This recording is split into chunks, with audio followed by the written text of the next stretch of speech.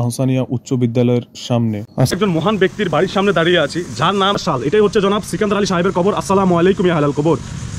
Doctor, আচ্ছা আপনি বাবু বহুত অনেক আছে, অনেক ডুপ্লেক্স বাড়ির কোনো অভাব নেই এই গ্রামে। এই গ্রামের কাঁচা মেঠো পথ আর কালিয়াপাড়া কচুয়া রোড হয়ে আমরা চলতে লাগলাম আশরাফপুর আহসানিয়া উচ্চ বিদ্যালয়ের উদ্দেশ্যে। আশরাফপুর আহসানিয়া উচ্চ বিদ্যালয়ে যেতে হলে আমাদেরকে যেতে হবে কাঁঠাল বাগানে। কাঁঠাল বাগান দিয়ে আমরা প্রবেশ করলাম আশরাফপুর।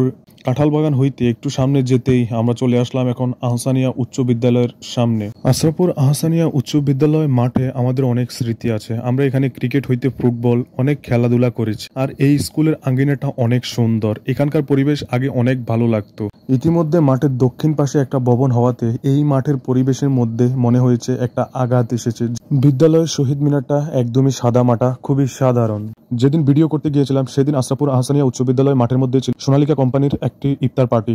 থাম্বনেল দেখেই বুঝতে পেরেছেন আমাদের কচুয়া থানার সব থেকে বড় গ্রাম হচ্ছে এই আশরাফপুর গ্রাম। এই আশরাফপুর গ্রামকে নিয়ে যদি ভিডিও বানাই তাহলে একদিনে একটা ভিডিও করার কোনো দিনও সম্ভব না। এই ভিডিওতে আশরাফপুর গ্রামের অনেক উল্লেখযোগ্য স্থান হয়তো মিসিং হতে পারে, সেজন্য আমি আগেই আপনাদের কাছে ক্ষমা প্রার্থনা করছি। অতঃপর আমি চলে আসলাম আশরাফপুর উচ্চ বিদ্যালয়ের পাশেই আশরাফপুর প্রাইমারি স্কুল। আশরাফপুরে একটা প্রাইমারি স্কুল না, অনেকগুলো প্রাইমারি স্কুলের সমন্বয়ে এই গ্রামটি গঠিত। অতঃপর আমি অবস্থান করছি বীর মুক্তিযোদ্ধা জনাব আলহাজ সিকান্দার আলী সাহেবের বাড়ির সামনে। সিকান্দার আলী সাহেব দক্ষিণ কচুয়াতে অত্যন্ত পরিচিত মুখ। গাইজ, আমি এই মুহূর্তে এমন একজন মহান ব্যক্তির বাড়ির সামনে দাঁড়িয়ে আছি, যার নাম যদি না নেই তাহলে এটা আসলে নাই হবে। আশরাফপুর গ্রামকে নিয়ে ভিডিও বানাচ্ছি, কিন্তু এই মহান ব্যক্তির নাম নিয়ে কথা হবে না, সেটা তো হয় না। আমি এখন দাঁড়িয়ে আছি, ঠিক দেখতে পাচ্ছেন, রহিমানগর বিএবি উচ্চ বিদ্যালয়ের প্রতিষ্ঠাতা, রহিমানগর শেখ মুজিবুর রহমান ডিগ্রি কলেজের প্রতিষ্ঠাতা জনাব সিকান্দার আলী সাহেবের বাড়ির সামনে। সিকান্দার আলী সাহেব আমাদের অত্র এরিয়াতে অনেক সুনাম আছে ওনার, দক্ষিণ কচুয়াতে ওনার সুনাম অনেক আছে। আমি ঠিক এই মুহূর্তে দাঁড়িয়ে আছি জনাব সিকান্দার আলী সাহেবের বাড়ির সামনে। আমার পিছনে যে গেটটি দেখতে পাচ্ছেন এটি হচ্ছে আলহাজ সিকান্দার আলী সাহেবের বাড়ি।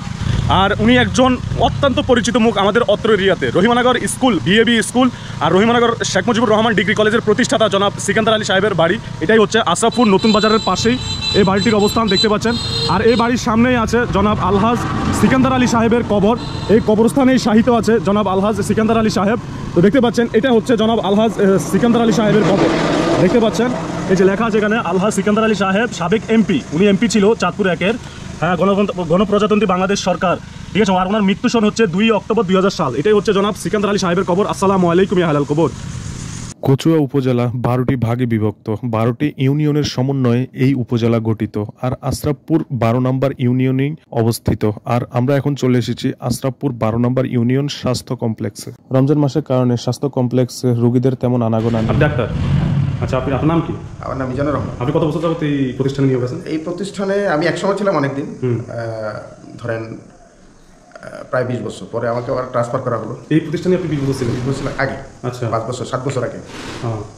তো পরে আমাকে আবার ট্রান্সফার করা হয়েছে। এখন ওই এখানে আবার কেউ নেই বলে, মানে পোস্টিং হয় না, তো কেউ নেই বলে, তো এখন আবার ওই এটার চার্জে আছে। তবে সেটা হলো আমার টেম্পোরারি চার্জ। আচ্ছা, রমজান মাসের কারণে মানুষের আনাগোনা অফিস টাইম যখন থাকে। আর এখন ওই ওষুধপত্রের সরবরাহ, এমনিতে আপনাদের সার্ভিস সবসময় অ্যাভেলেবল, মানে আপনাদের সার্ভিসে কোনো সার্ভিস ত্রুটি নেই। জি, বুঝতে পারছি, ধন্যবাদ কাকা। সোশ্যাল ব্যাংক ও পূবালী ব্যাংক, দুইটি ব্যাংকের সমন্বয়ে আশরাফপুর নতুন বাজার গঠিত। আশরাফপুর নতুন বাজারের মতো একটি ছোট বাজারে 2টি ব্যাংক আছে, এটা আসলে অনেক বড় কিছু। নতুন বাজারের পাশে আছে আশরাফপুর গনিয়া ইসলামিয়া ফাজিল মাদ্রাসা। আর এই মাদ্রাসাটি যথেষ্ট বড় আর পুরনো। আশরাফপুর গনিয়া ইসলামিয়া ফাজিল মাদ্রাসাটি অত্যন্ত সুপরিচিত। দূর দূরান্ত থেকে এই মাদ্রাসাতে শিক্ষার্থীরা আসে শিক্ষা নেওয়ার জন্য। এই মাদ্রাসায় শিক্ষাদানে ছাত্রছাত্রী উভয় প্রযোজ্য। মাদ্রাসার সামনেই রয়েছে অত্যন্ত সুন্দর আর বিশাল একটি মসজিদ। এর ভেতরে বাহিরের কাজ আসলেই অসাধারণ, অত্যন্ত চমৎকার। আশরাফপুর গ্রামটি এতই বড় যে এই গ্রামে অনেকগুলা সমাজ আছে। প্রতিটা সমাজে আলাদা আলাদা জুমা মসজিদ আছে। আপনার নাম কি? নাম কি? নিমা দিঘি। আচ্ছা, দেখতে পাচ্ছেন আশরাফপুর ফাজিল মাদ্রাসার যে পূর্ব পাশে যে পুকুরটি আছে এটা মাদ্রাসার নামই, হ্যাঁ। আর এই পুকুরটির নাম হচ্ছে নিমা দিঘি, হ্যাঁ। আয়তনে একটু বড় হওয়ার কারণে এই পুকুরটির নাম রাখা হয়েছে নিমা দিঘি। দিঘি নাম। হাই স্কুল কটা আছে আশরাফপুর? আশরাফপুর হাই স্কুল আছে, একটা ওই যে আহসানিয়া উচ্চ বিদ্যালয়। আহসানিয়া উচ্চ বিদ্যালয়। আর এটা হইছে যাই আশরাফপুর গনিয়া ইসলামিয়া ফাজিল মাদ্রাসা। কটা আছে? মসজিদ কটা আছে? জুমা মসজিদ জানেন? জুমা মসজিদ তো বাবু বহুত, এটা কত হইতে অনেক আছে, অনেক। অতঃপর আমি চলে আসলাম 12 নং আশরাফপুর ইউনিয়ন পরিষদ কার্যালয়ে। ইউনিয়ন পরিষদের এই চার্টের মধ্যে আছে বিভিন্ন ধরনের দিক নির্দেশনা, রয়েছে কৃষি আবহাওয়া দিক নির্দেশনার একটি digital chart board. Seminar office কি বন্ধ? এক যুগে একই স্থানে রয়েছে 3টি সরকারি প্রতিষ্ঠান, ইউনিয়ন ভূমি অফিস, কৃষক তথ্য পরামর্শ কেন্দ্র এবং 12 নং আশরাফপুর ইউনিয়ন পরিষদ। যখন আমরা গিয়েছিলাম তখনই ইউনিয়ন পরিষদ বন্ধ হওয়ার সময় হয়ে গেছে। অতঃপর আমরা ছুটতে লাগলাম পূর্ব আশরাফপুরের দিকে নতুন কিছু এক্সপ্লোর করার জন্য। বীর মুক্তিযোদ্ধা সিকান্দার আলী এমপি সাহেবের নামে এই সড়কটির নামকরণ করা হয়েছে। আপনি যদি প্রকৃতি প্রেমী হন তাহলে আশরাফপুর গ্রামের বর্তমান পরিবেশ আপনার অন্তর কাটতে বাধ্য করবেই। আশরাফপুর গ্রামে ঘুরে বুঝলাম আশরাফপুর গ্রামে অনেক মালদার পার্টি আছে, ডুপ্লেক্স বাড়ির কোনো অভাব নেই এই গ্রামে। ইট পাটকেলের ডিজিটাল যুগে এখনো এই গ্রামে দেখতে পাবেন গ্রামের কাঁচা মেঠো পথ, আর এই মেঠো পথগুলা গ্রামকে আরো সুন্দর করেছে। এখন যেহেতু ফসলের সময় সেজন্য আসলে এই রাস্তাগুলার সৌন্দর্য আরো কয়েক গুণ বেড়ে গেছে। চলে আসলাম আশরাফপুর গ্রামের আরেকটি সরকারি প্রাথমিক বিদ্যালয়ে। তার মানে এটা ব্রিটিশ আমলে এই স্কুলটির স্থাপনা হয়। দেখতে পাচ্ছেন এই প্রাইমারি স্কুলটিও আশরাফপুর গ্রামেই অবস্থিত, যদিও শুধুমাত্র একটি প্রাইমারি স্কুল এই গ্রামে নেই। এই গ্রামে একাধিক প্রাইমারি স্কুল, একাধিক মাদ্রাসা, এই গ্রামে একাধিক প্রাইমারি স্কুল, একাধিক মাদ্রাসা, একাধিক কিন্ডার গার্ডেনের সমন্বয়ে এই গ্রামের শিক্ষার্থীদেরকে প্রাথমিক শিক্ষা প্রদান করা হয়। গ্রামের মেঠো পথ থেকে দূর থেকে দেখতে পেলাম একটি ডুপ্লেক্স বাড়ি। সেই বাড়িটাকে কভার করার জন্য আমরা চলতে লাগলাম। এই পরিবেশে বাড়িটা এখানে বেশ মানিয়েছে। গ্রাম বাংলার এই রূপ আমাকে পাগল করে দেয়, আমি থাকতে পারি না ঘরে। এটা হচ্ছে দক্ষিণ আশরাফপুরে অবস্থিত অত্র এলাকার সব থেকে বড় পোল্ট্রি মুরগির ফার্ম। অনেকের সাথে কথা বলেছি জানার জন্য যে এই গ্রামে এক্স্যাক্টলি কয়টা জুমা মসজিদ আছে। কেউ এক্স্যাক্টলি কয়টা জুমা মসজিদ আছে এটা বলতে পারেনি। অনেকেই জানে না যে তাদের গ্রামের কোন প্রান্তে কয়টা মসজিদ আছে, তাদের গ্রামটি কয়টা সমাজে বিভক্ত।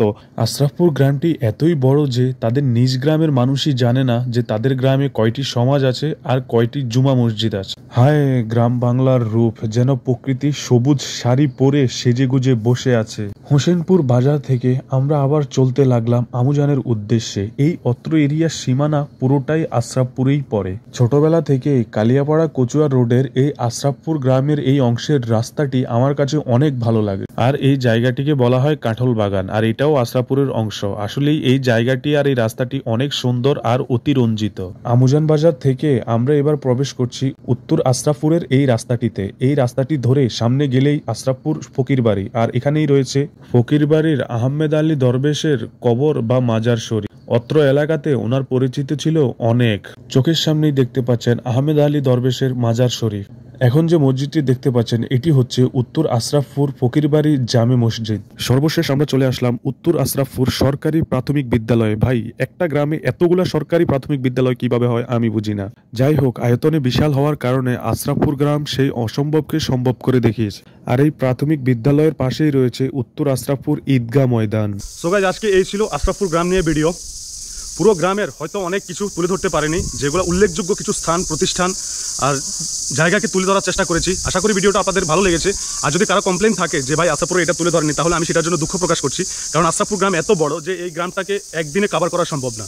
তো যতটা সম্ভব হয়েছে ততটা কভার করার চেষ্টা করেছি। এরপরেও যদি কোনো উল্লেখযোগ্য স্থান বাকি থাকে তাহলে আপনারা আমাকে বলবেন। কয়েকটা স্থানের নাম সম্ভব হলে, আপনাদের যদি ডিমান্ড থাকে, তাহলে যদি উল্লেখযোগ্য তেমন কোনো স্থান বাকি থাকে তাহলে সেই জায়গাগুলো নিয়ে আশরাফপুর দ্বিতীয় খণ্ডে ভিডিও করব। তো এই ভিডিওটা আশা করি আপনাদের ভালো লেগেছে। সবাই ভালো থাকবেন, সুস্থ থাকবেন। মাসালাম।